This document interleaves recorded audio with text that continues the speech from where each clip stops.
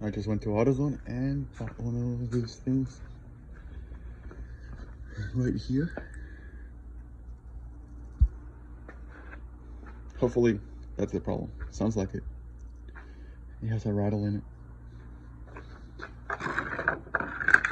I did not check the fuses, so hopefully it works. So if you have a C5 and you don't know where to find that motor, I wasn't sure if it was going to be in this, but it is. That being said, I was not sure if it was going to be on this tank or underneath the cowl. Just pull it up.